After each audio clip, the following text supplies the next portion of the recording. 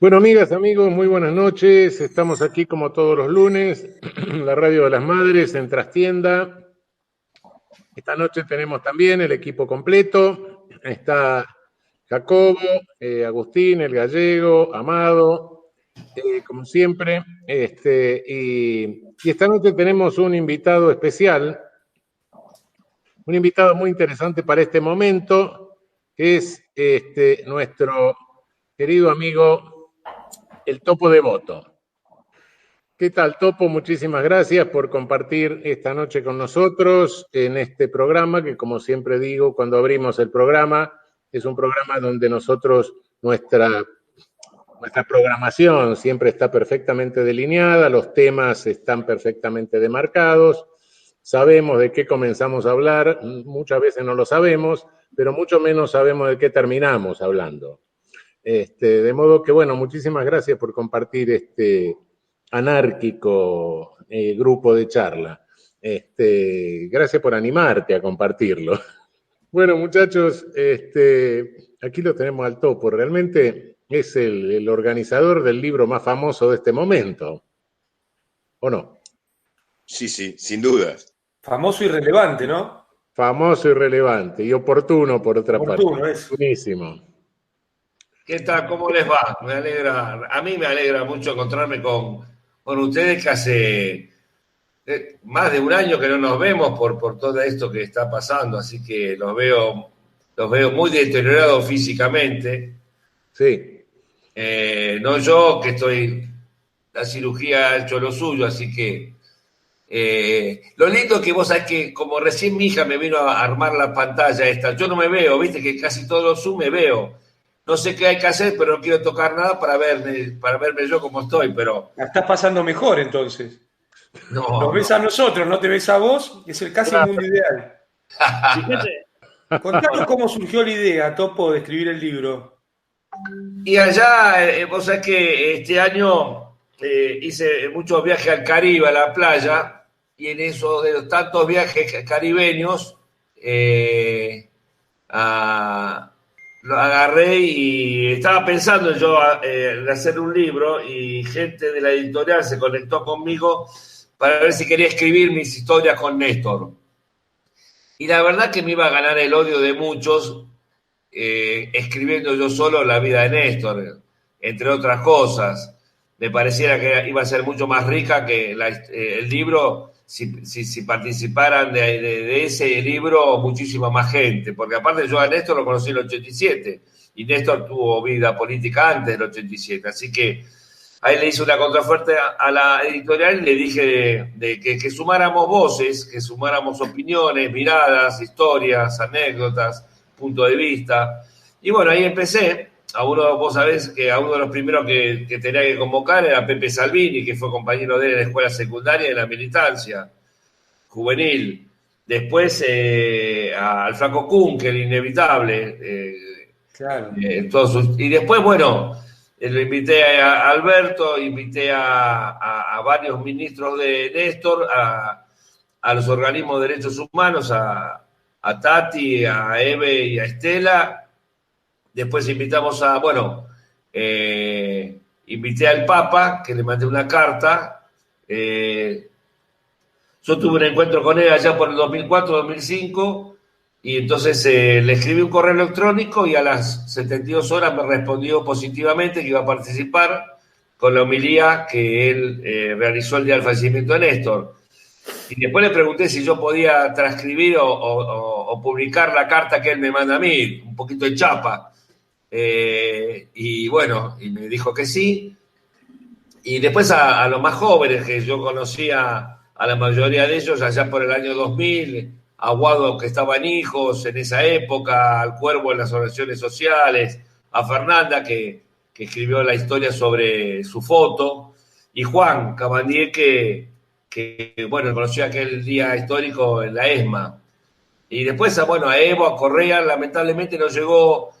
Una semana después de haber entrado al libro imprenta, llegó el escrito de Lula, de Lugo y el escrito de Rodríguez Zapatero.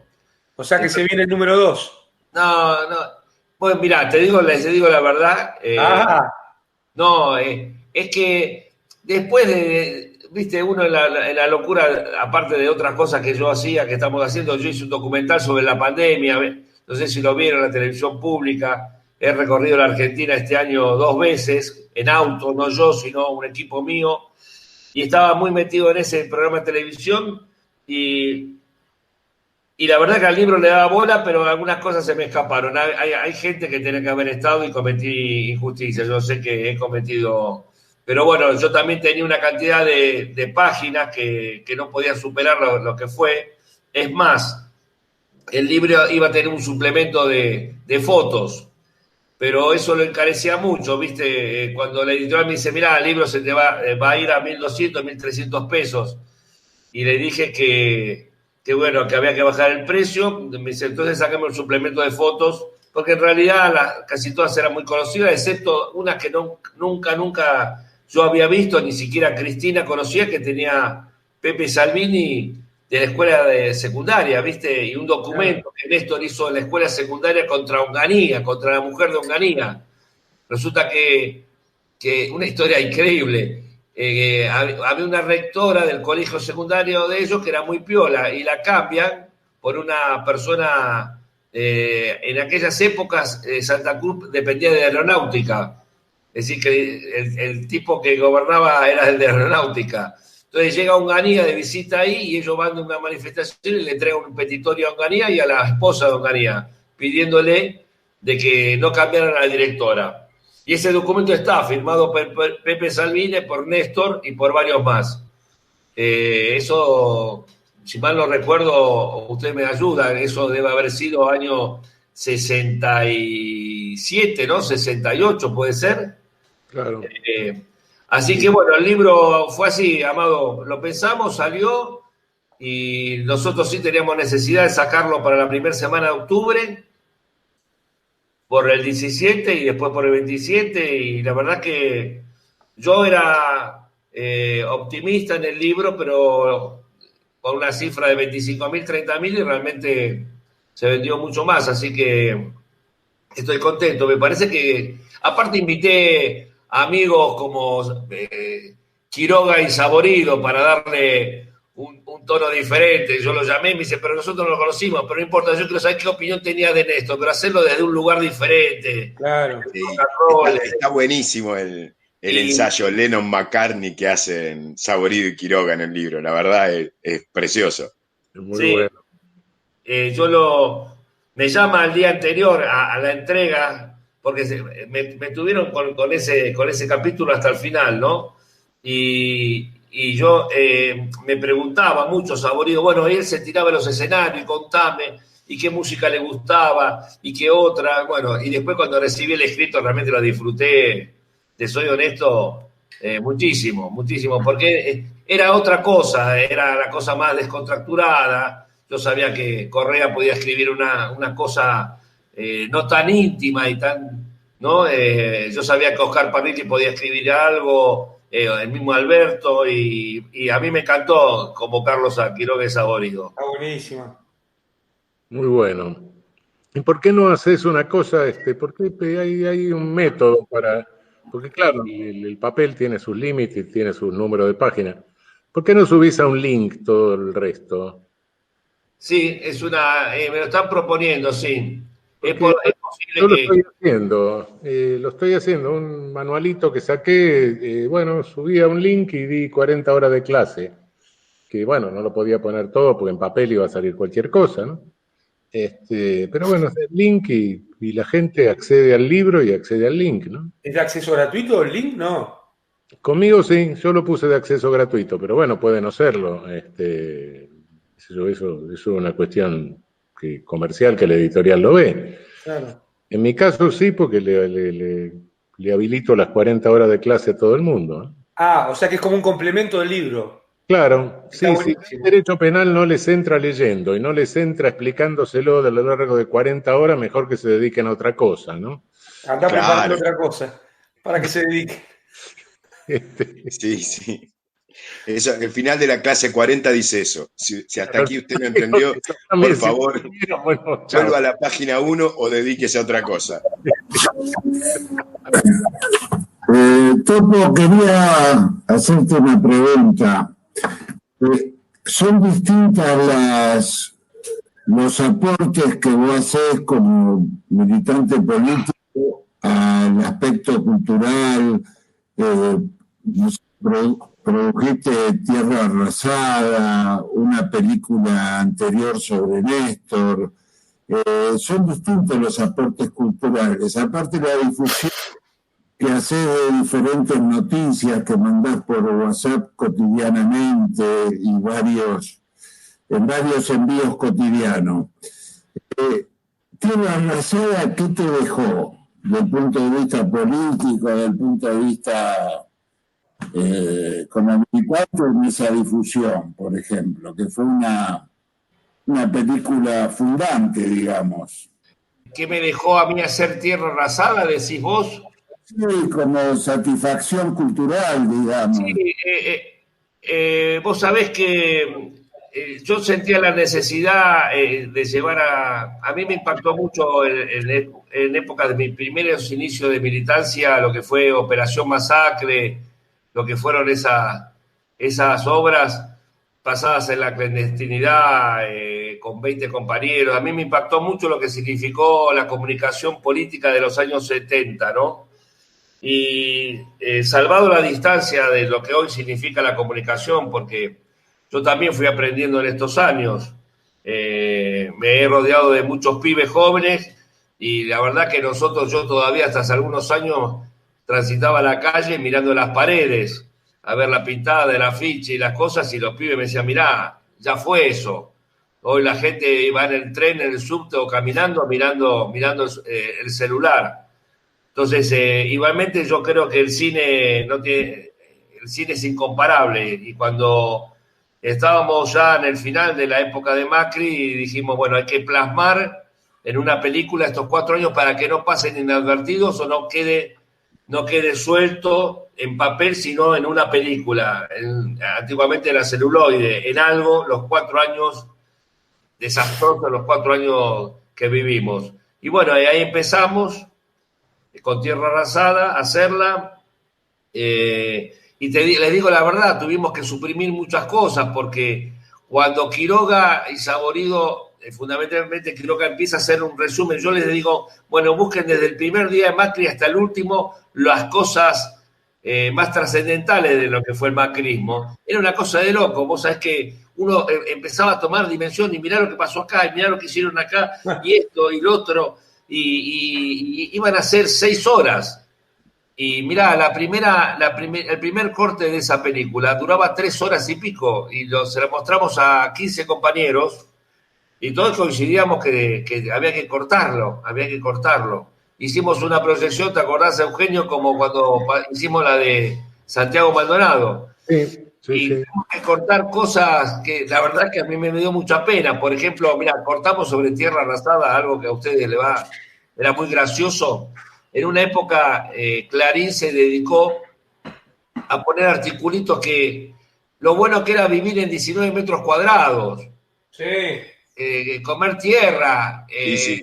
ahorrar nafta, el pan duro, cómo lo podemos reciclar en el microondas. Era una cosa que vos decís, no se puede creer, y eso duraba como 3 o 4 minutos. Era muy gracioso y muy contundente. Y bueno, por diferentes motivos empezamos a cortar para que quedase la película en 2 horas. Pero bueno, sí, Tierra Arrasada, aparte tenemos un problema del título. Yo quería ir con un título, con alguna de las frases históricas de Mauricio Macri. Hasta que un día me acuerdo que no estábamos en la Argentina, estábamos en Cuba y veíamos por televisión un mensaje y Axel dijo, esto es Tierra Arrasada. Y después ese término empezó, era muy, muy, muy expresivo, el término Tierra Arrasada. Y bueno, y ahí intentamos poner todo lo que fue el desastre social, el lawfare, los medios de comunicación, y después, bueno, las cosas que ustedes ven, algunos de los que están ahí, Eugenio no, porque no tiene WhatsApp. Yo torturo desde las 7 de la mañana hasta las 12 de la noche algunos días. Bueno, me pasa que desaparezco por diferentes actividades, 2 o 3 días. Hoy recibí varios mensajes preocupados si estaba bien de salud porque hace 2 días que no reciben nada. Le dije, lo que pasa es que estoy con el Zoom, estoy con esas cosas y no me da. Por ejemplo, he recibido lo de Merkel, que me parece importante y ahora lo voy a corregir. Bueno, y aparte hay muchas cosas que hacemos nosotros, pero hay veces que lo firmamos y hay veces que no aparece. Si es muy picante, no aparece firma, así que es anónimo el video. Pero, ¿El que viene? ¿Cómo? ¿El que viene ahora? No. El que viene ahora es Merkel. Pero miren, a ustedes les debe pasar.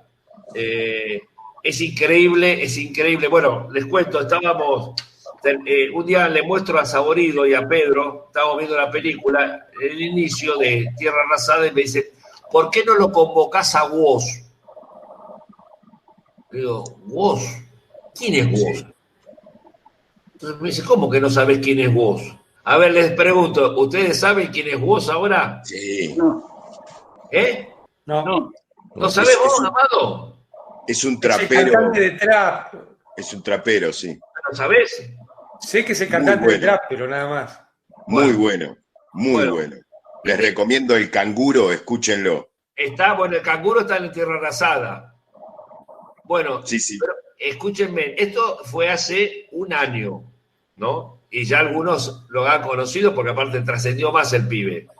Pero hace 1 año y medio me dijeron Woz, y yo la verdad que digo, ¿quién es? ¿De qué? ¿Jugador de fútbol? Topo, vos estás agrandado por la tenés a Cami. Bueno, me salvó Clami. Claro, pero mis hijos son chiquititos, no están todavía. Me vuelvo a casa y le digo, hija, este Woz, ¿quién es? Casi se desmaya. Woz, escuchame, lo vas a tener en la película. Y empiezo a hurgar, y claro, entre los 15 años y los 20, porque encima eso es lo que nos está pasando, muchachos. Los chicos de 28 que yo tengo y 30, me dicen, no tenemos nada que ver con esto de 17, 18, es otra historia. En estos años, 10 años de diferencia, es increíble culturalmente y en la comunicación. No ven más televisión estos chicos. Claro. Estos pibes no ven televisión. Ven Netflix, películas, y todo pasa por este aparato. Es increíble. Y cuando puse Woz, pero no te das una idea, hay pibes que me han llamado, me dicen, fui a ver la película Tierra Arrasada porque estaba Woz. Hay todo un fenómeno, ¿viste? Hay toda una cosa que a mí, bueno, hay un documental que ustedes lo habrán visto seguramente sobre las redes sociales, este documental americano que está en Netflix, lo vieron, ¿no? Sí. Es para plantearse, ¿viste? Porque a mí estos últimos 2 años, con tanto pibe joven, a mí me cuesta mucho, no sé si a ustedes les pasa, a mí desde encender la computadora, no sé si es como una resistencia que tengo, ¿viste? Pero siento que tengo en el disco rígido mío muy poquito espacio y lo uso para algunas cosas porque y me quieren explicar, porque mi hija me dice, no podés ser tan pelotudo, tenés que aprender, pero me cuesta mucho, no sé si a ustedes les pasa, a mí me cuesta una enormidad. Pero bueno, tengo cada vez más. Porque ahora no es solo la computadora, sino son las modalidades.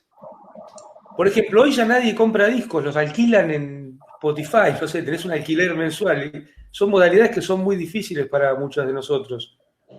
A mí me cuesta, lo debo asumir, es una limitación. Y bueno, yendo un poco a la charla inicial, creo que nos tenemos que bueno, en Tierra Arrasada está el tema de lo que significó en el 2015 para nosotros todo este tema de las redes sociales. Nos rompieron el traste ahí. Y si nosotros no ponemos recursos, lo que pasa es que la cantidad de dinero que se gasta es un infierno, ¿no? Porque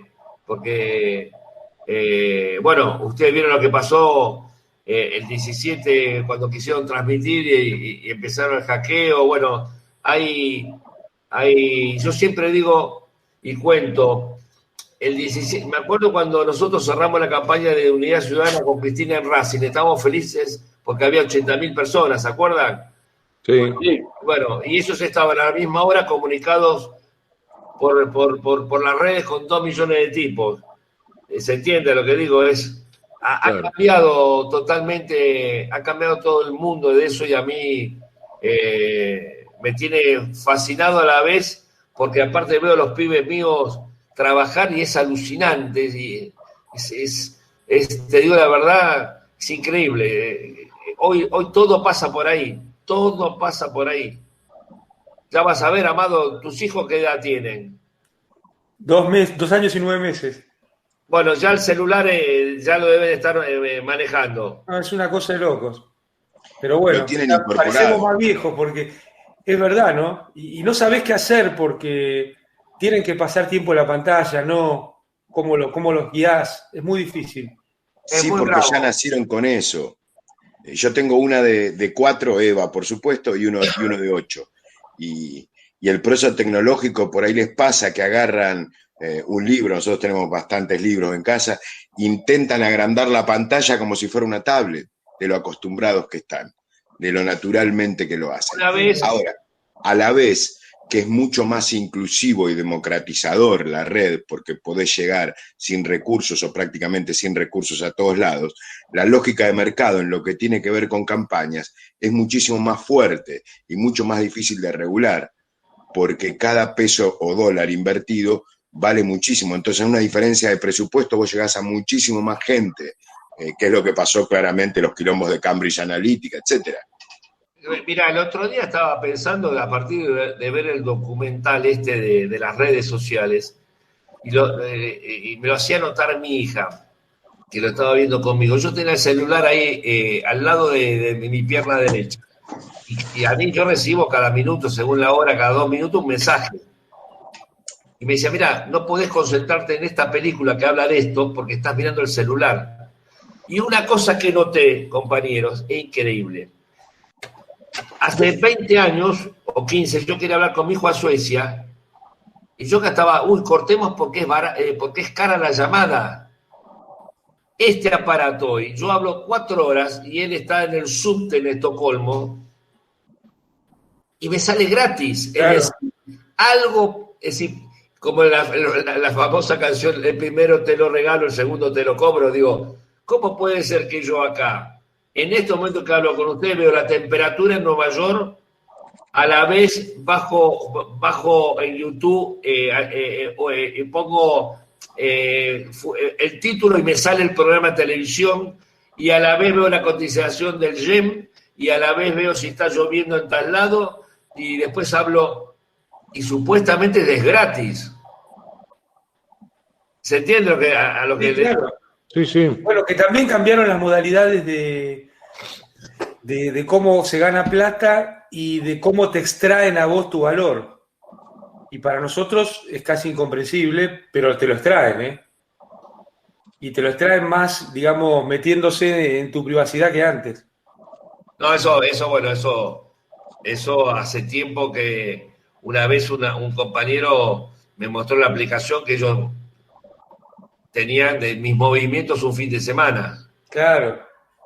Por el celular, fuiste a tal lado, de ahí fuiste a Vicente López y bajaste por acá, bajaste por allá.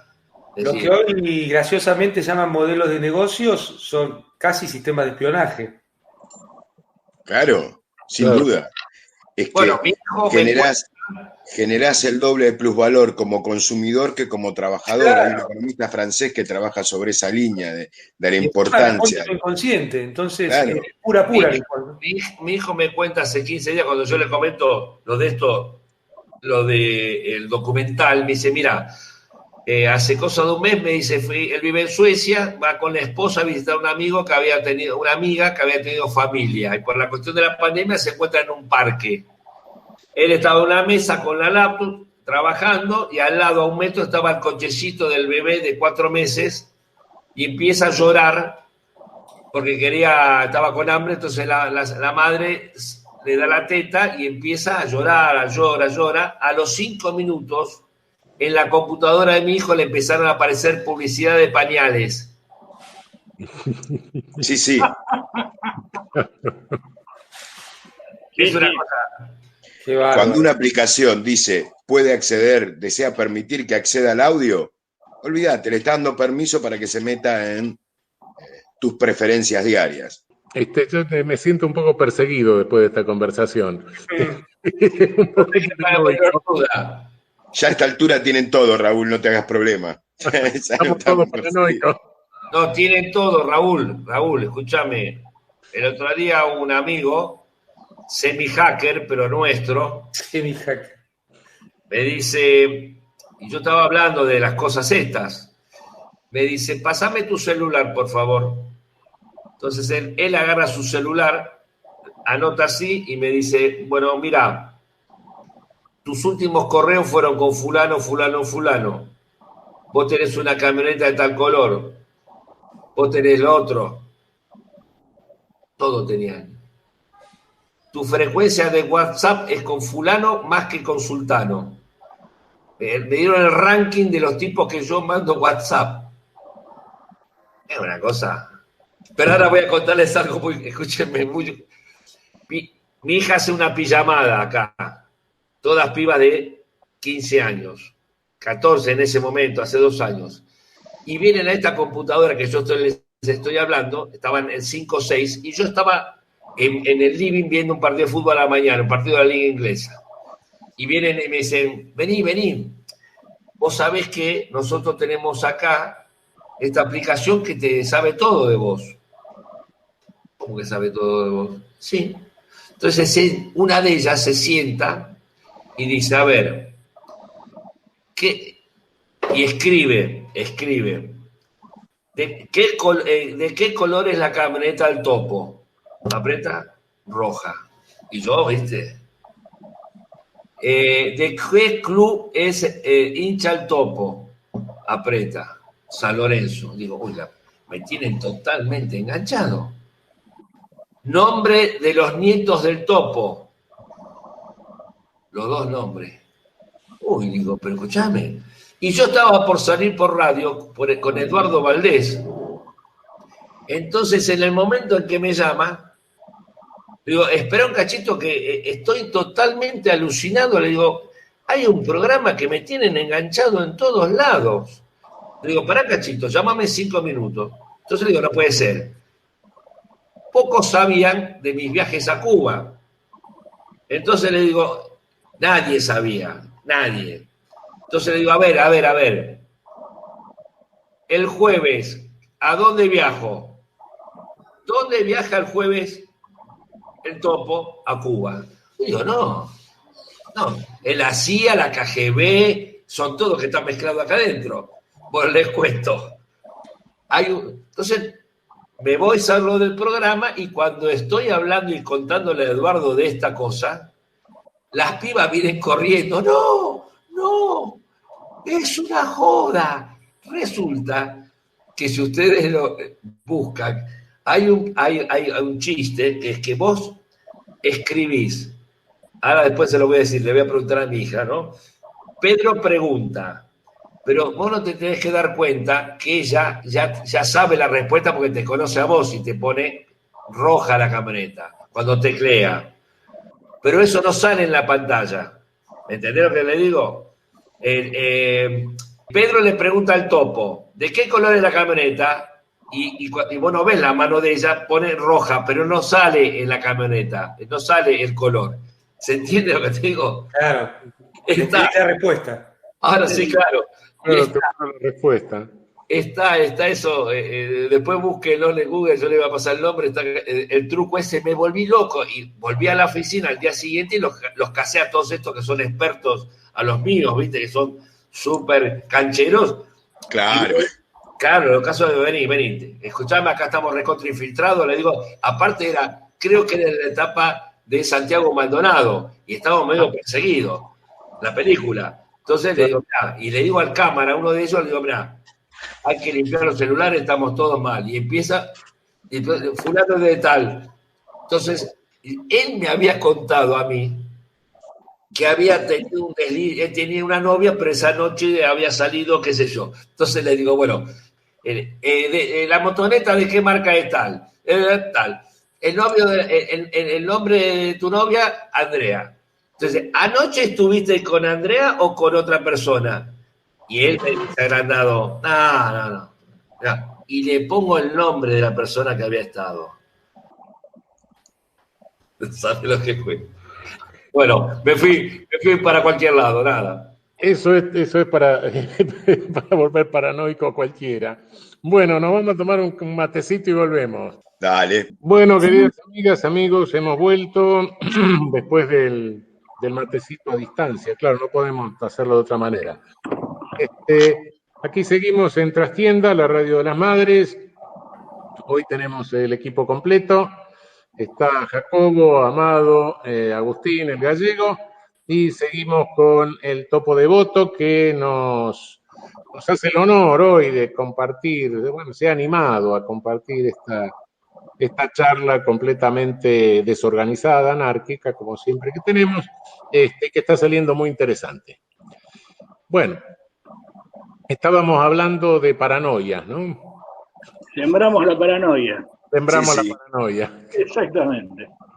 Bueno, pero hay cosas buenas también. Creo que lo del martes pasado fue para los que... Yo soy de una generación muy golpeada, muy distinta, que tuvo ninguna épica hasta Néstor. Ustedes por ahí son más grandes y pudieron vivir otros momentos épicos. Nada es completamente malo en este mundo, Agustín. El mal absoluto no existe en este mundo. No, por suerte no, pero por suerte apareció Néstor. Digo, nuestra generación era una generación que se había hecho mayor de edad. No, Raúl lo decía Bien. por el tema de la edad. Claro. Empezaste a molestarnos. No, en lo más mínimo. Una forma muy elegante de verduguearnos. Pero Sí. pará, ojalá yo llegue a la edad de ustedes así, de todos y cada uno. No sé, el Topo no piensa lo mismo. El Topo empezó el programa diciendo están hechos mierda. Este es el Pero- tema. Y a mí realmente todavía, yo como pertenezco a aquello, ¿se acuerdan de aquella cosa que aquel aparato donde salíamos, ponías un documento y salía por el otro lado?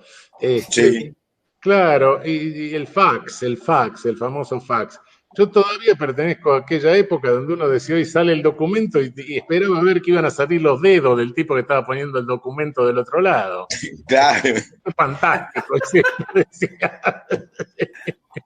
sí. Y donde el poder era tener muchos teléfonos de línea en la mesa. Claro, Fíjense, claro. en el cine, el Topo, que es especialista en eso. Ustedes ven cómo la idea de poder va cambiando. Primero el tipo que tenía poder tenía un teléfono, después tenía muchos, después Claro. tenía un celular, Daba orden. después tenía varios celulares y ahora no tiene ninguno. Que El vendía tipo que verdaderamente tiene poder no tiene. Y las divas tenían un teléfono blanco.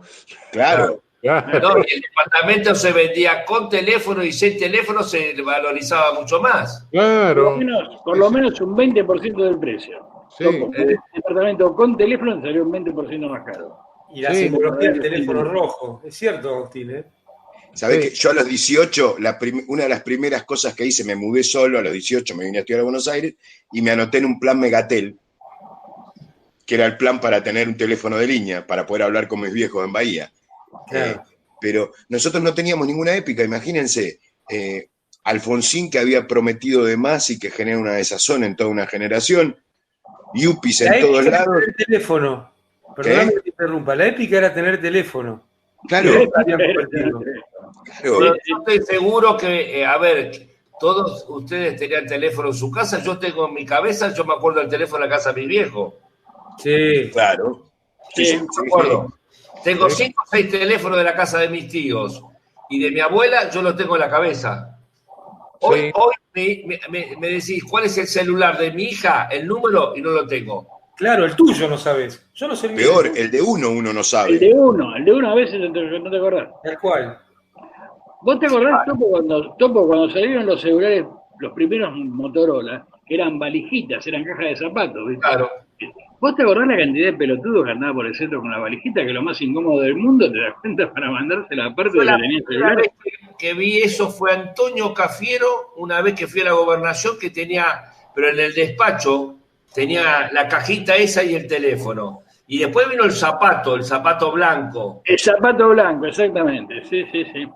Y yo para hacerme el canchero una vez yo mandé a arreglar un teléfono y andaba con el auto mío, con el teléfono ese de línea, pero tenía cable y me hacía el canchero como que hablaba por teléfono desde el auto, imagínate. Sí. Sí, era muy Año común de la 89. época. Año ¿Qué? 89, apareció una caja de zapatos, apareció en el 89, acá en la Argentina. Sí, yo pertenezco a la época donde uno se iba a México, se iba a Europa y para llamar a la Argentina tenías que llamar con algunas horas de anticipación, te costaba más o menos lo mismo que un día de hotel, no sabías si te ibas a comunicar, había un precio si era de persona a persona y otro precio si era de teléfono a teléfono. Tenías que irte 2 horas antes a la telefónica y el mal tiempo podía hacer que no te comuniques. Raúl, escúchame. Yo me acuerdo de cuando tenía 10 años de llamar, yo era de San Martín, a llamar a Flores, a la calle Aranguren, a la casa de una tía, y era por operadora, y le tenía que cantar el teléfono. Claro, las Y capaz que tenía estrellas, 15 sí. minutos que la operadora no te entendía y enganchaba la perilla esa plin, era por operadora. Las operadoras que quedaban hipoacústicas al final de los años de la Sí, claro. Es Sabés cierto. que nosotros en el 93 no había GPS todavía. Entonces usábamos las guías T o las guías Lumi, los viejos mapas Peuser, pero hechos Claro. guías con los colectivos. Y nosotros entre los estudiantes del interior nos pasábamos. ¿Hay algo superior a los mapas Peuser? Porque yo sigo usando el mapa Peuser. Sí hay. Pero nosotros teníamos en las guías T o en las Lumi marcados los teléfonos públicos pinchados y nos pasábamos entre todos las direcciones de los teléfonos pinchados para poder ir a hablar con nuestras familias del interior y por ahí hacíamos cola de 2-3 horas para hablar en esos teléfonos que uno podía hablar hasta que se cansaba. Claro. Si esta reunión de amigos sigue por el lado de los teléfonos pinchados, 2 minutos. Yo soy hincha de San Lorenzo y los teléfonos de Estocolmo eran impinchables. Sí, los de Francia. ¿Te acordás, Eugenio, cómo eran los teléfonos? Así que tenían diferente lugar para poner la moneda de 5, la de 10, la de 20. La llamada local vos ponías 20 centavos. Para hablar en Argentina ponías muchas monedas grandes de 5 francos. Claro. Bueno, cuando localizábamos un teléfono tranquilo, como decirte, una estación de servicio en Luján, con un amigo, Rodolfo, el loco, agarrábamos la zona esa y con le poníamos un hilo sisal, la moneda de 20 centavos, te ponías a hablar y vos llamabas a mi mamá ponía el teléfono en la radio y yo escuchaba el partido con el pionicito que había que levantar porque engañamos a la maquinita. El problema era cuando se cortaba el hilo sisal. Yo tenía que llamar a la vecina para que mi mamá cortara y nuevamente poder volver a llamar. Así escuchamos los partidos en los teléfonos de París. Me iba el tren de Estocolmo a París, eran 24 horas. Cada mes me iba a escuchar un partido. Es cierto. Qué locura. Qué locura. San Lorenzo es un viaje de ida, Topo. Sí. Sin duda. Qué Hace bárbaro. poco, lamentablemente, perdimos a un cuervo famoso, ¿viste? Al Nene Peirano. Ah, ¿falleció? Sí, ¿no te enteraste? No. Sí, en agosto. En agosto, bueno, estaba muy mal, ¿viste? El nene agarró el COVID-19 en el británico, una infección intrahospitalaria, te das cuenta y se fue. Mirá vos. Personaje era el Nene Peirano. Personaje. Preguntarte nuevamente sobre la producción de películas. Es decir, hubo varias películas que vos impulsaste, produciste,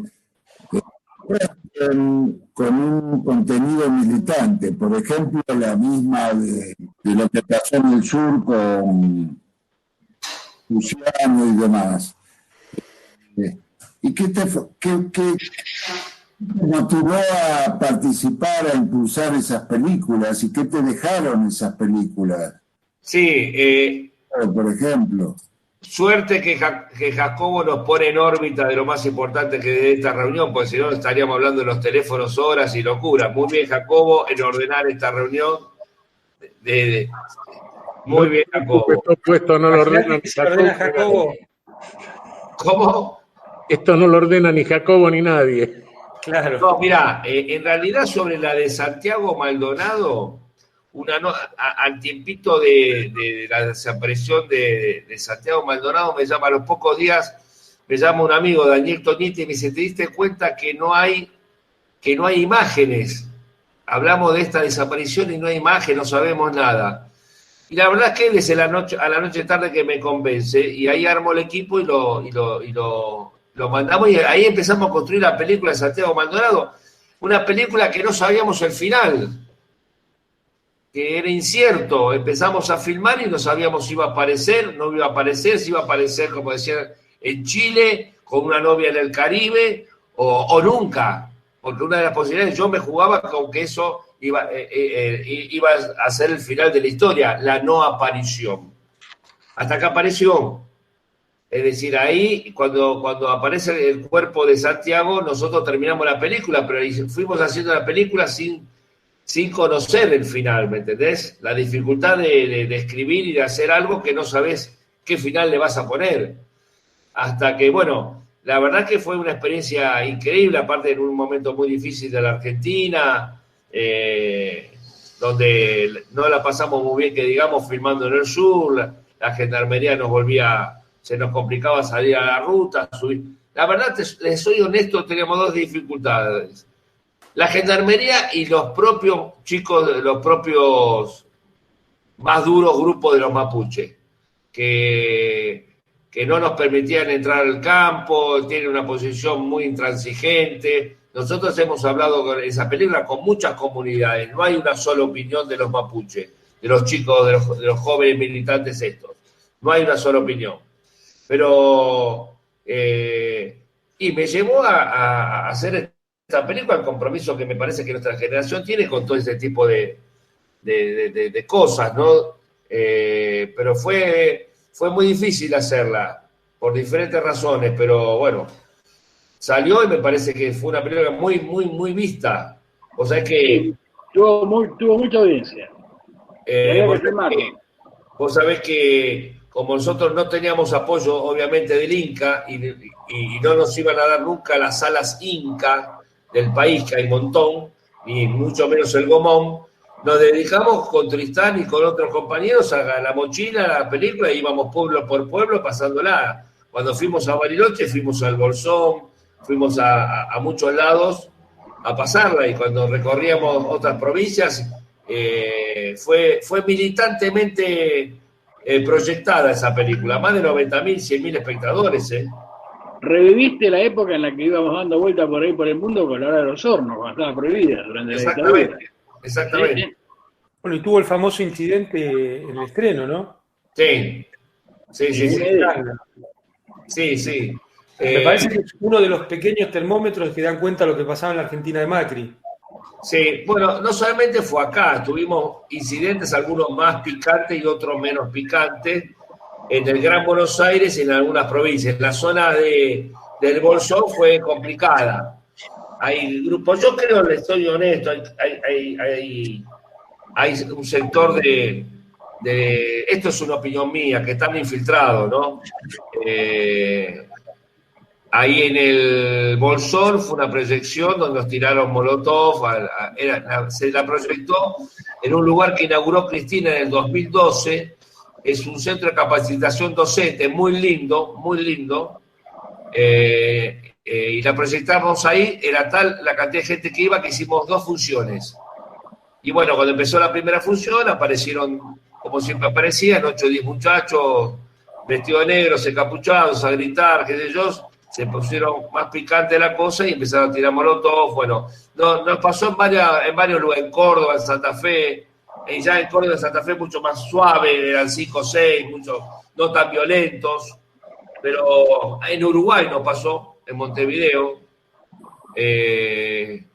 pero sí, en algunos lugares fue, bueno, en una proyección en Derqui, Escobar, un colegio, un club de barrio típico con 400 personas, bien de barrio popular. El proyector estaba en el medio del pasillo, una chica estaba sentada al lado del proyector. Cuando salimos con Tristana a la calle, iniciada la película, a los 10 minutos la prima agarró una masa y rompió la computadora.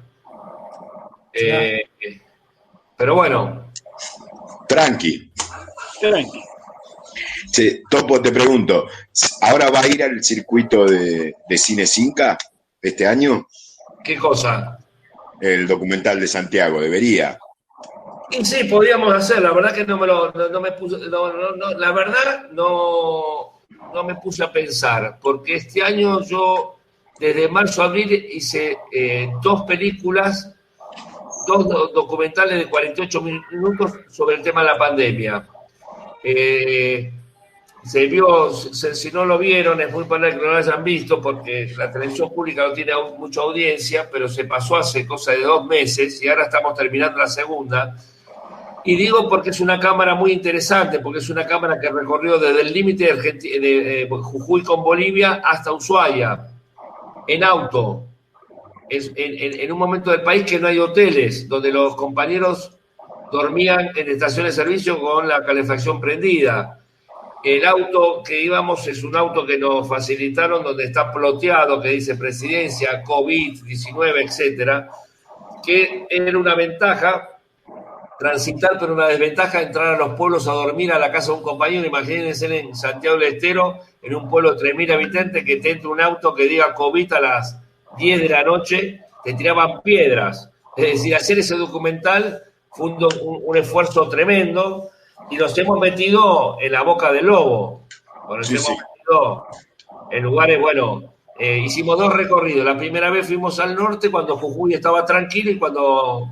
Recuerdo que Morales decía que el fútbol se iba a jugar ahí, el turismo interno.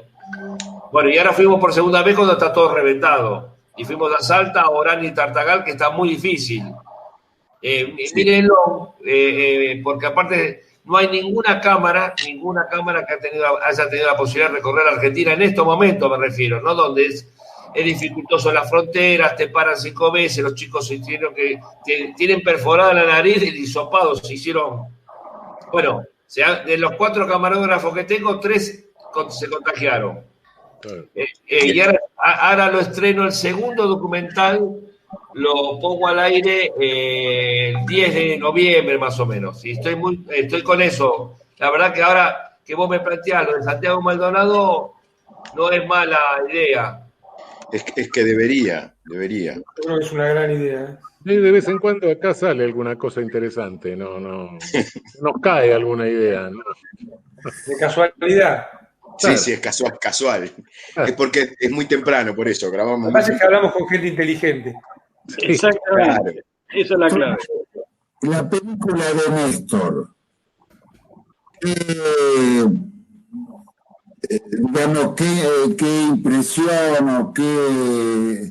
Mira, las películas, Jacobo, de Néstor, cuando veníamos de dejar a Néstor en Río Gallegos, en el avión venía con un grupo de compañeros y me dice, porque yo me quedé, no sé si ustedes recuerdan, a mí hay 2 cosas que me impactaron mucho.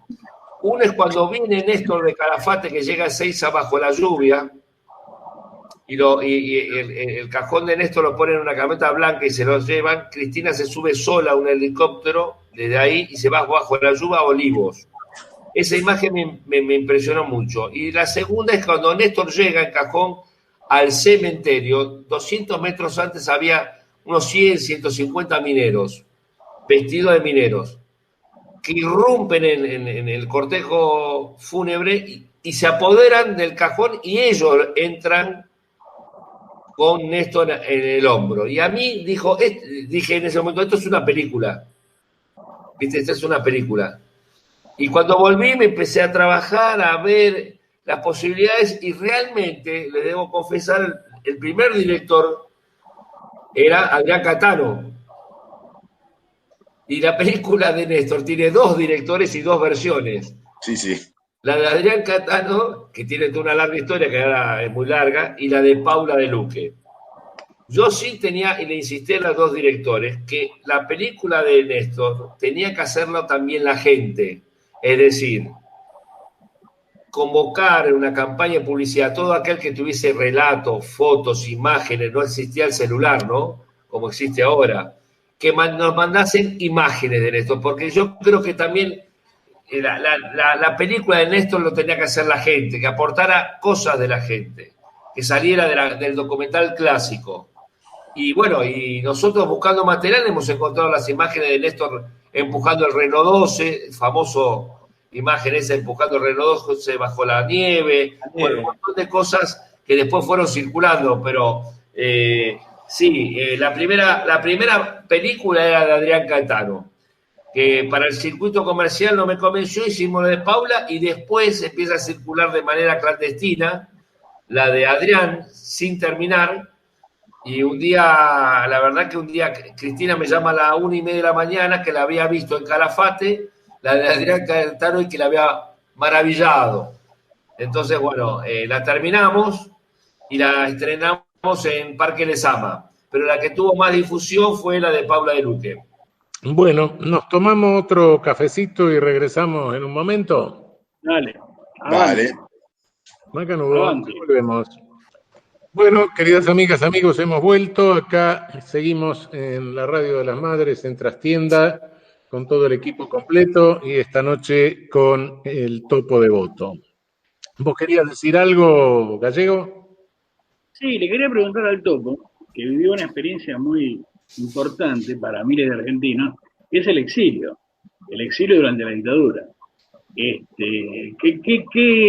vivencia te queda de ese exilio? Hubo algunas películas inclusive sobre ese tema, el exilio de Gardel, bueno, en fin, una serie de películas que tratan de reflejar ese tema, pero me parece que es mejor contar la vivencia personal de un exilado, como fuiste vos en ese momento. Sí, siempre vivir fuera del país es difícil, y más a una edad donde uno se está formando. Yo tenía 23 años, 22, 23 años cuando me fui a Argentina, y la madre de mi hijo apenas 18, y mi hijo tenía 1 año.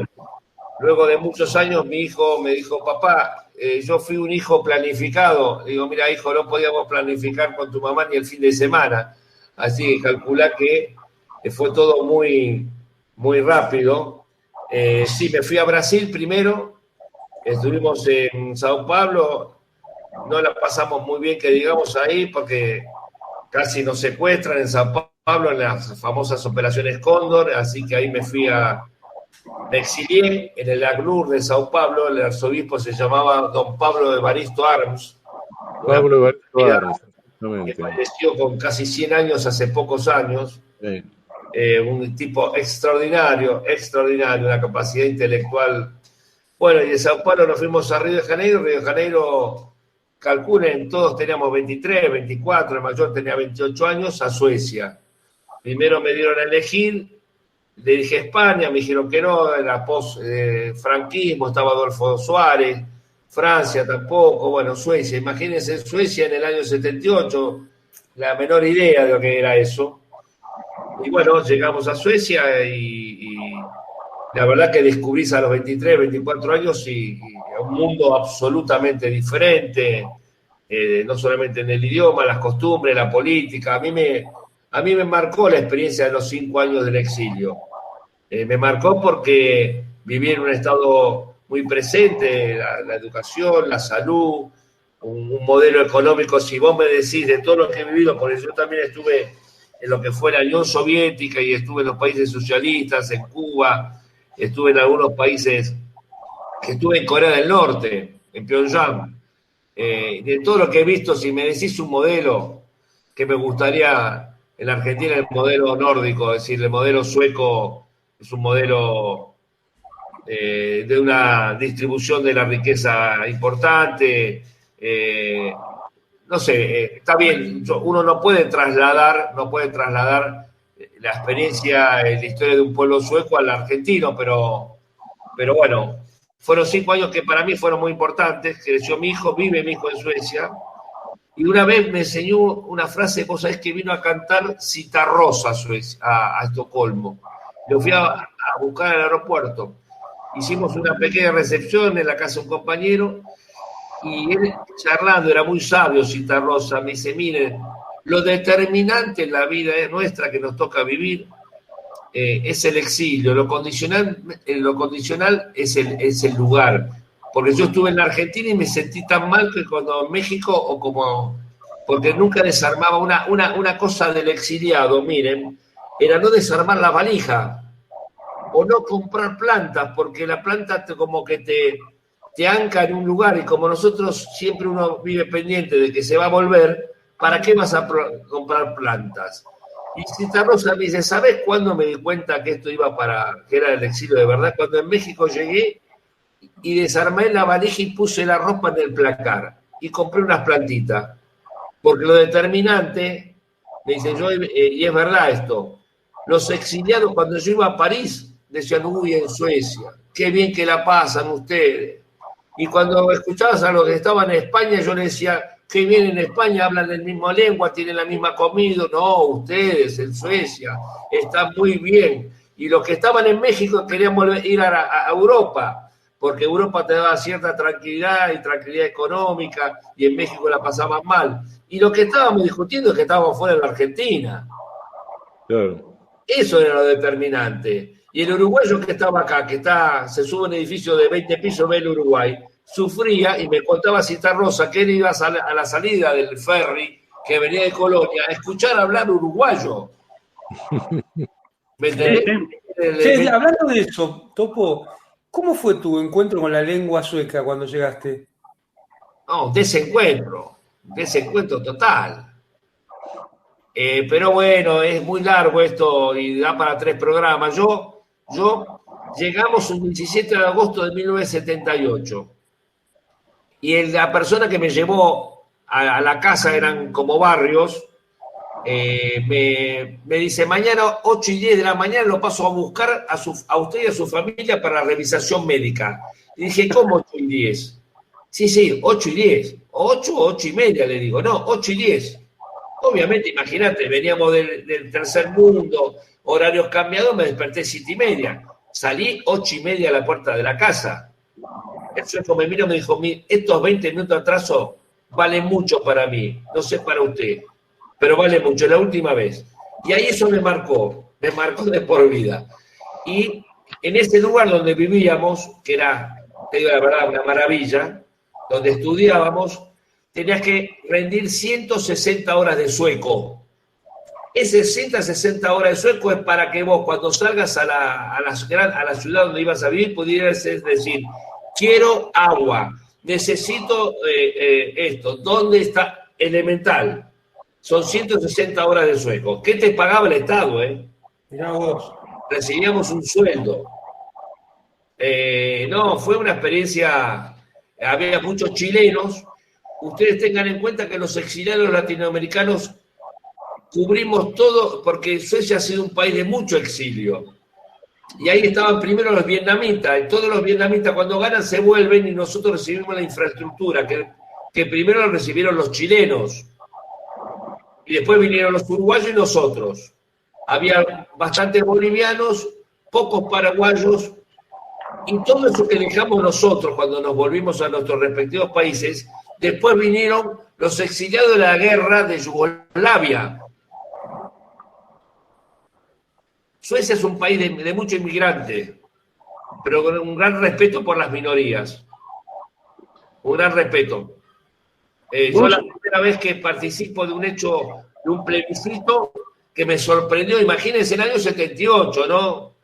Que era el plebiscito del matrimonio igualitario,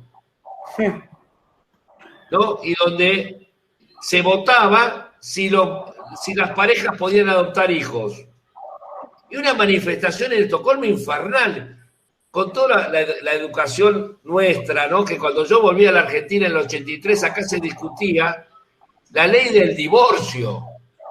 Yo decía, estamos todos locos, ¿viste? Yo volvía de Suecia, donde está la gente, yo compartía un sauna en mi edificio con una mujer y un hombre, y estamos todos desnudos, a participar del cine de Bergman, a participar donde mi hijo estaba en un jardín de infantes y yo iba a buscar y la maestra estaba en topless normalmente. Y el matrimonio igualitario, yo llegué a la Argentina en el 83 y se discutían si vos en segundo matrimonio tu hijo era legítimo o ilegítimo. Yo digo, me quiero matar. Se entiende a lo que voy, ¿no? A mí el exilio me ayudó a comprender un montón de cosas en una edad, yo creo.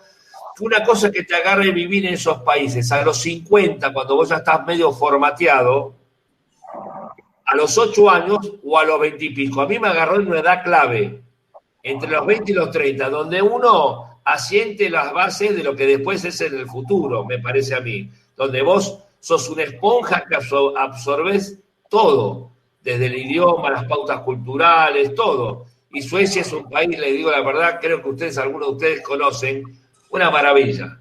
País que mi hijo vive allá, yo tengo 2 nietos y podría contarles 10.000 cosas. Les cuento una sola cosa. Hace 2 años viene acá mi hijo a pasar fin de año y yo alquilo una casa en Mar de las Pampas. Me agarra Reyes Magos y le digo a mi hijo, escúchame, vienen los Reyes Magos, hay que sacar los zapatitos. Mi hija tenía en ese momento 10 años y mis nietos 9 y 7, ¿no? Entonces le digo, ¿qué necesitan los chicos? Nada. ¿Cómo nada? ¿Un par de zapatillas? No, si ya tienen un par y otro de Estocolmo. ¿Se entiende a lo que voy, no? Sí. El tema del consumo. El tema del consumo. Mi hijo se quedó azorado cuando vino una vez acá y los programas infantiles. Claro, después yo entendí. Mi hija me pedía con 6 años, papá, quiero la Barbie que se saca el pelito rojo. ¿De dónde saca esta nena? Un día me siento a ver televisión y veía la ametralladora que le tiraban de publicidad. En Suecia está prohibida la publicidad para menores de 14. ¿Se entiende? En los programas infantiles no se puede poner publicidad infantil. Prohibido. Mi hijo cuando vino... Armamos un proyecto de ley, Topo. ¿Cómo? Sí. ¿Por qué no armamos un proyecto de ley? Ya tenemos otra idea. Sí. Claro. Sí, Mi hay hijo que trabajar urgente sobre eso. Con una valija y con el pantalón que tiene puesto y otro, y un par de zapatos y el que tiene puesto. Y que le digo, Bueno, como cuando éramos chicos nosotros. Pero por eso mismo, esto tiene que ver con los luteranos.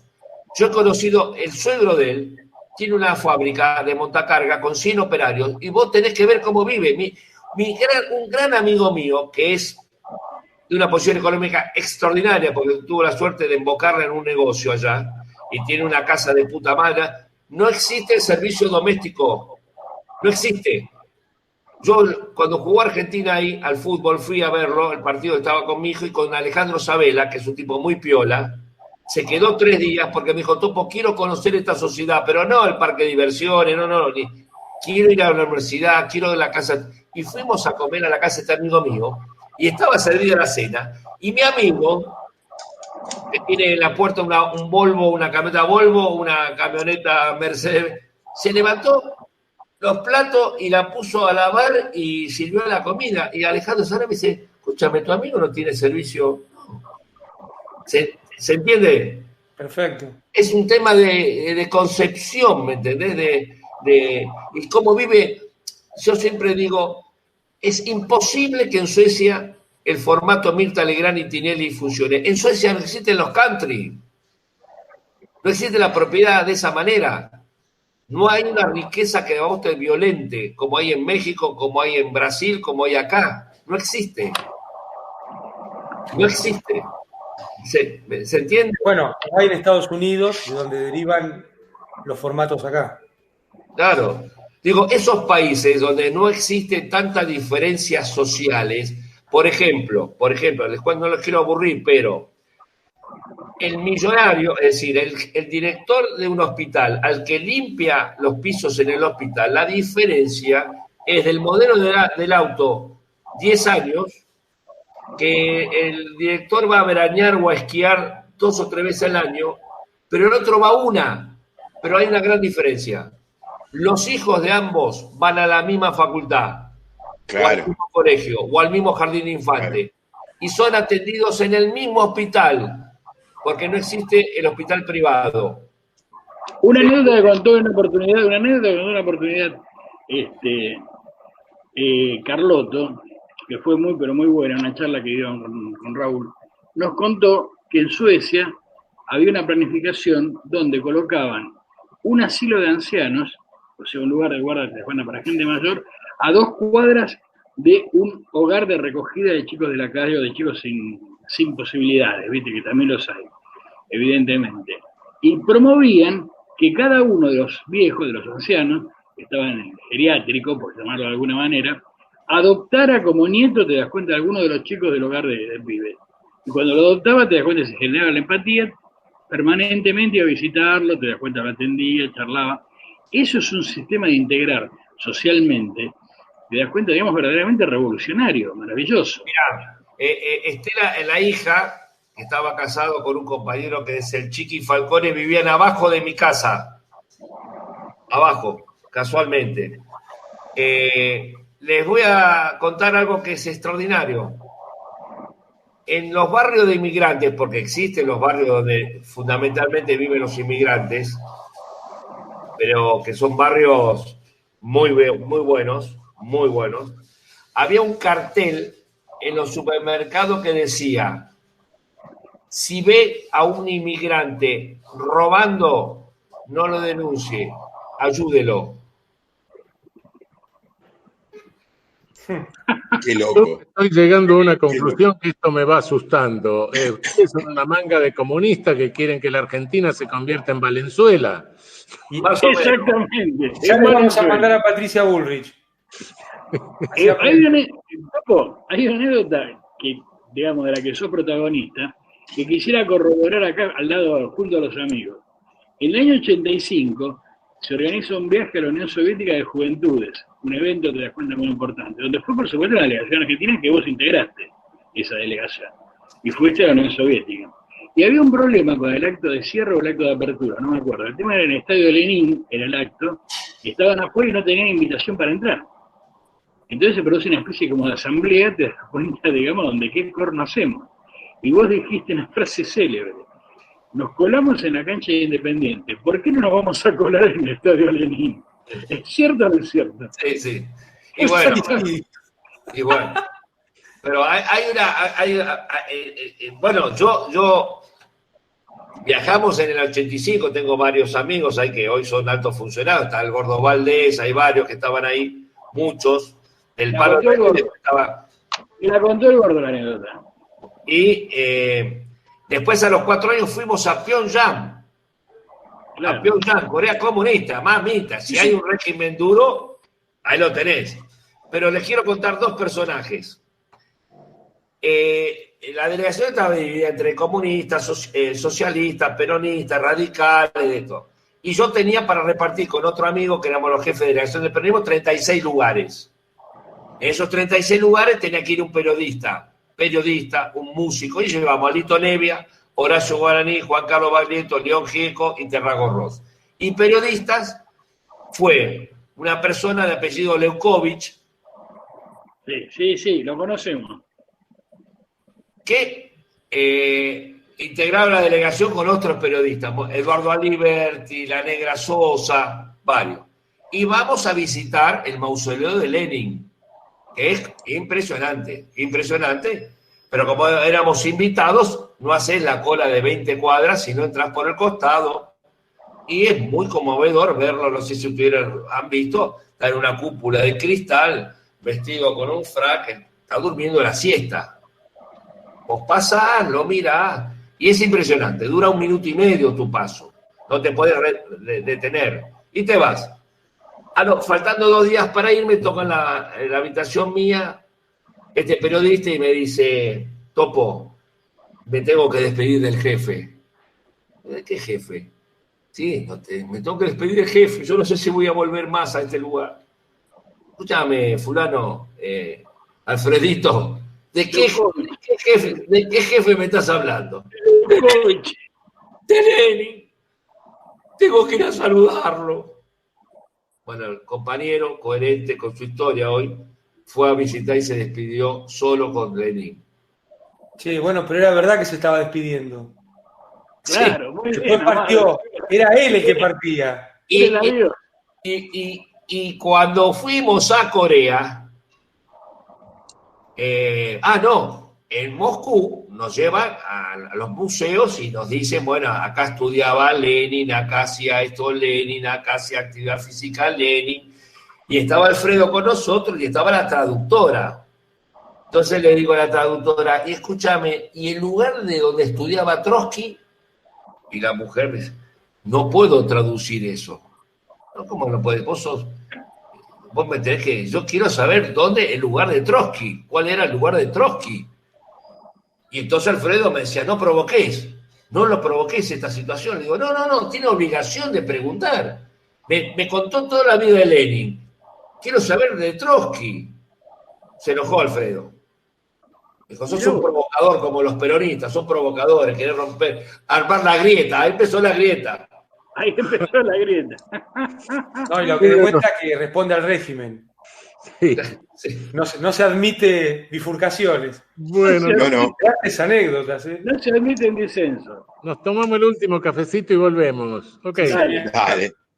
Bueno, queridas amigas, amigos, volvemos los últimos minutos. Realmente esta noche tenemos una noche de lujo, ¿no? Estamos paseando por todos los temas, es decir, estamos confirmando perfectamente nuestra anarquía temática.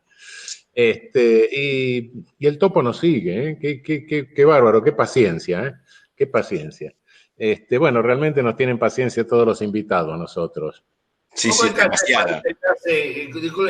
¿Cuál es cuánto cuesta la inscripción para integrarse a esta cosa ahí? ¿Es muy cara? ¿Yo puedo pagar con libros? Ah, fenómeno, no, si vos querés venir, con todo gusto, no.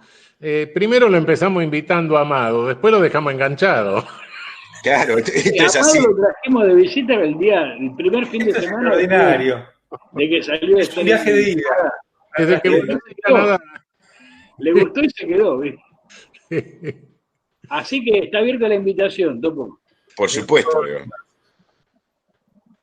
Che, Amado, todos leímos el lunes la carta de Cristina.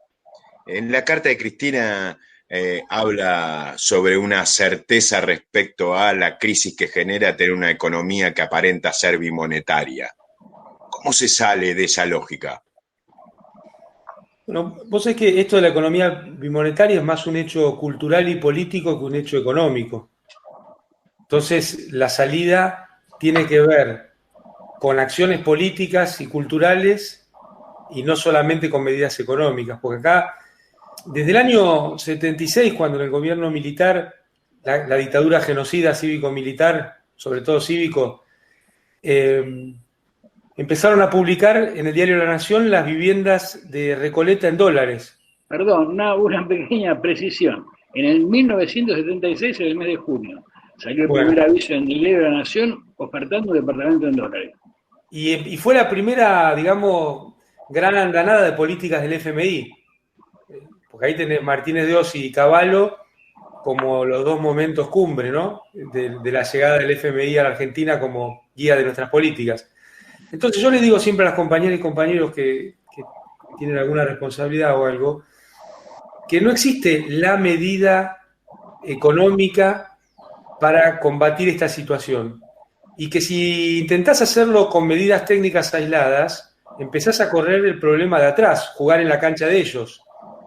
Y te van a ir cambiando el arco y es una situación que la conocemos bien porque durante los gobiernos de Néstor y Cristina hubo 7, 8 episodios similares a lo que está padeciendo hoy el gobierno en términos de ataques especulativos que no tienen nada que ver con el funcionamiento de la economía real. No tiene nada que ver, porque hoy tenés, con el canje que hizo muy bien el gobierno, tenés despejado el horizonte de necesidad de dólares. Sin embargo, hay una, entre comillas, demanda de dólares. No es una demanda de dólares, es una acción especulativa de grupos en un contexto político y sociológico donde la población, o gran parte de la población, tiene como un termómetro falaz lo que pasa con el dólar. Y ahí lo que se produce es cambio de manos de riqueza. No hay ningún hecho de generación de valor. Son cambios de manos de riqueza de unos hacia otros, de los que son asalariados o tienen sus ingresos asociados al mercado interno. La famosa práctica Hood Robin. Es como Robin Hood, pero es. Le saca a los pobres para darle a los ricos. Pero te está provocando otro problema adicional hoy, que estamos acostumbrados a medir la pobreza en su dimensión, ¿no? A cuánta gente abarca. Pero lo que ha hecho Macri es agregarlo a la nueva dimensión, que es la profundidad.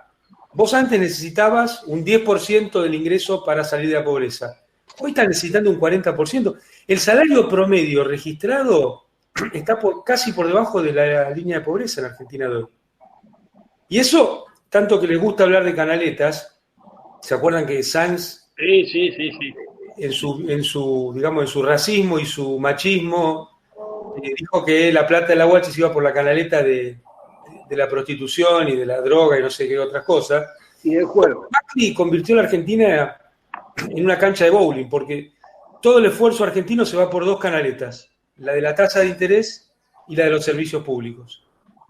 Entonces, son estas las cosas que hay que desarmar para salir de la dolarización. No es mirar el foco de lo que pasa con el mercado financiero del dólar, sino la cuestión política, cultural y la estructura económica de la Argentina. Entonces, para mí, una medida central es estatizar los servicios públicos. Otra, sacar el mercado, entre comillas, de vivienda de la lógica de mercado. Porque ahí está la guarda de valor en dólares de una parte muy pequeña, pero sustancial de la población argentina. Puerto Madero es un barrio, te das cuenta, digamos, de la soja, es un barrio, digamos, del remanente de la explotación de la soja. Y tenés la costanera de Rosario. Sí. Es impresionante. Pero también eso permea en la mediana vivienda, ¿eh?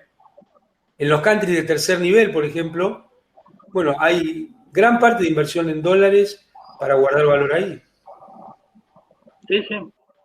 Vos estás diciendo, Amado, de que prácticamente el problema tiene una determinante cultural. Sí. Un determinante cultural y que requiere mucho tiempo. Nosotros, por eso, durante el gobierno de Néstor y Cristina, siempre no se siguió la lógica de lo que decían los operadores de mercado respecto al dólar. Sino, sobre todo, nosotros mirábamos mucho lo que pasaba en nuestra relación de ida y vuelta con Brasil, Sí. para ver qué tipo de cambio necesitamos. Porque lo pensábamos en términos del socio estratégico, ¿no? De los 5 o 6 vivos que se llenan de plata acá especulando en el mercado de monedas. Tal cual, es un tema cultural y político, de toma de decisiones políticas. Yo no sé si eso es más tranquilizante o más alarmante, porque cambiar una pauta cultural es mucho más difícil que tomar algunas medidas económicas. Sí, claro, y Sí. requiere mucho más tiempo, ¿no? Más tiempo, claro. Es más de largo plazo. Sí. Pero Amado suele marcar siempre un tercer elemento, que es la existencia de instrumentos de inversión. Claro, porque ahí tenés otra cuestión, ¿no? Cómo el gobierno lo está diciendo bien también, cómo ahorrar en pesos. Ahora, eso también, si tomás poquitas medidas aisladas, no Se te va. desvanece. Nosotros hicimos algunas experiencias y fueron fracasos relativos. Yo creo que hay que hacer una batería de medidas y con una difusión muy potente, con el canal público, con la radio, con todas las voces que puedas tener, porque es un tema cultural. Y asociaría la inversión en pesos a la obra de infraestructura que el Estado pueda ir haciendo hacia adelante. Perfecto. Una pregunta para el Topo. Escúchame, Topo, en tu laburo, en el tema de la producción audiovisual, que sería gran métier, digamos, ¿cómo incide, te das cuenta, digamos, el tema de esta lucha financiera, las distintas cotizaciones de dólar? ¿Cuántos insumos utilizás en el laburo, te das cuenta que tengan precios en dólares? ¿En qué son esos insumos? ¿Precios a dólar paralelo, precios a dólar oficial? No, muy poco. Fundamentalmente en la compra de equipos. Es impresionante cómo requiere permanentemente modernización y actualización de los equipos. Yo me la paso, qué sé yo, el dron que compré hace 4 años ya casi es obsoleto, necesito un dron con una cámara diferente y la tenés que comprar en dólares. Los lentes, el equipamiento es... A eso me refería justamente. Sí.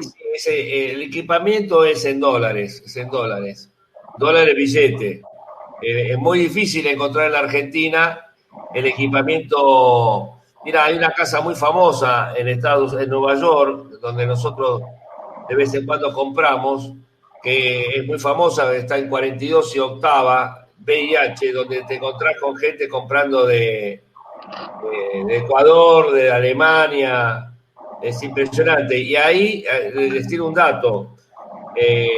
Hace cosa de 10, 15 años, la cámara o el equipo alemán que costaba $1.000, hoy lo tenés en $1.000, y el chino que no existía hoy está en $800.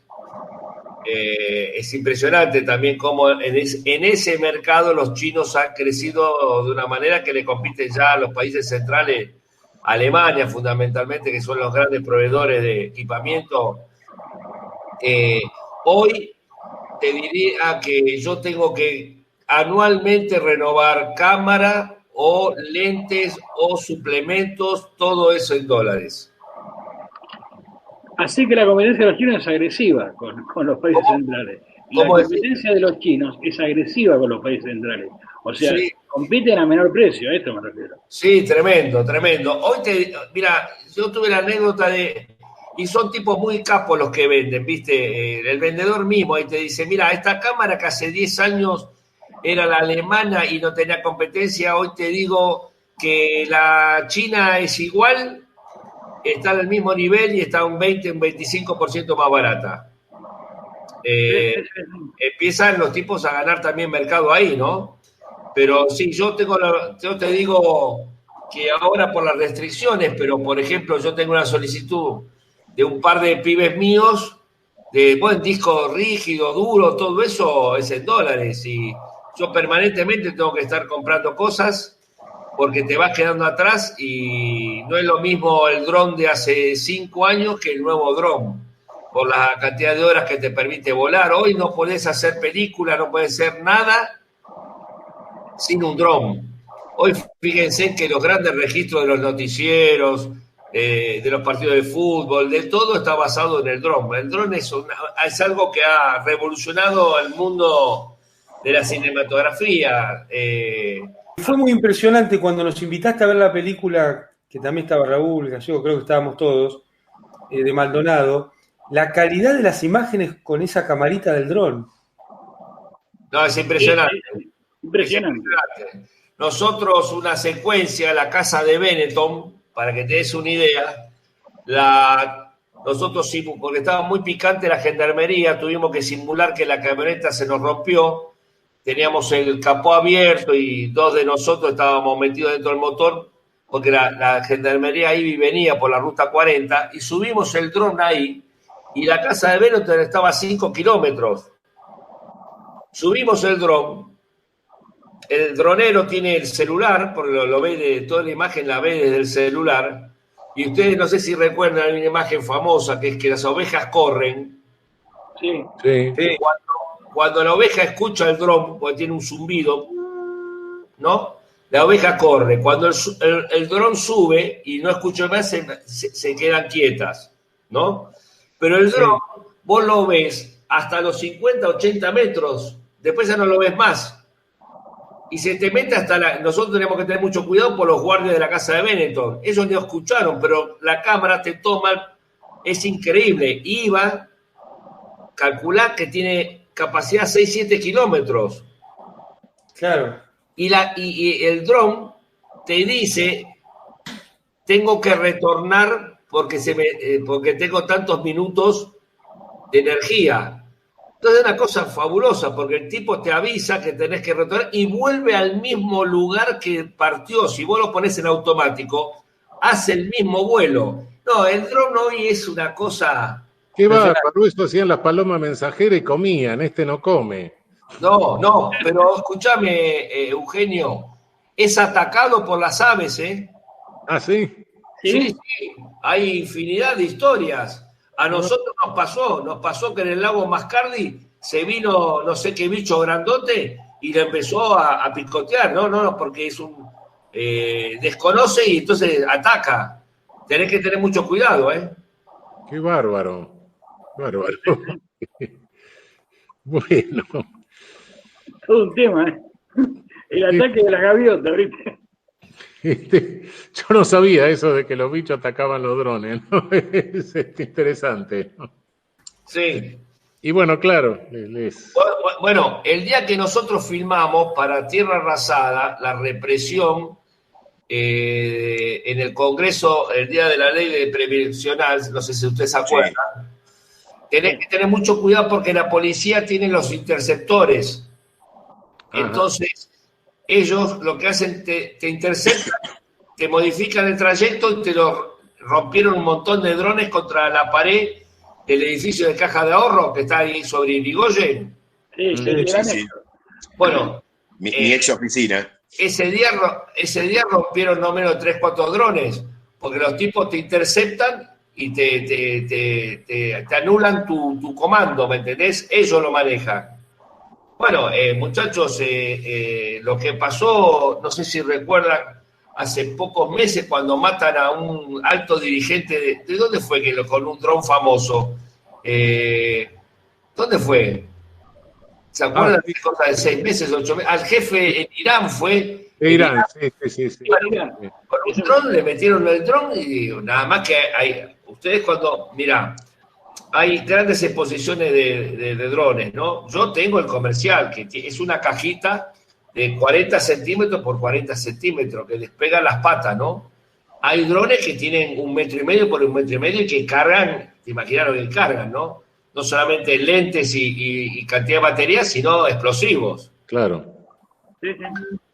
Claro. Sí, eso contribuye a aumentarnos la paranoia, ¿no? De la primera parte. Sí, Hay claro. que cuidarse de los drones, ¿viste? Puede venir un dron en el bocho en cualquier momento. Bueno, el dron es muy utilizado, a mí me lo han alquilado, grandes estudios de arquitectura, y el tipo te dice, droname el edificio o la obra, ¿no?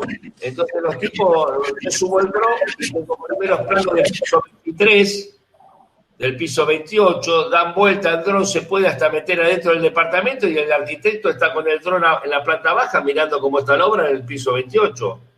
Claro. Sí. Sí, qué bárbaro. ¿Y qué? Un poco alarmante, ¿viste? Pero bueno. Pequeña anécdota.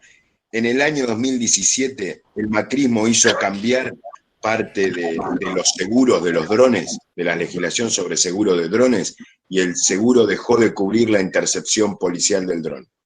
Si el dron es interceptado por la policía, el seguro ya no lo cubre. Bueno, hay un registro de dron, cualquiera no puede manejar un dron. Claro. Hoy en la actualidad, al principio cualquier pibe, yo lo he visto cuando hice la de Santiago Maldonado, una vez paramos ahí en un lugar donde tiene la casa el inglés el lago escondido, Tompkinson.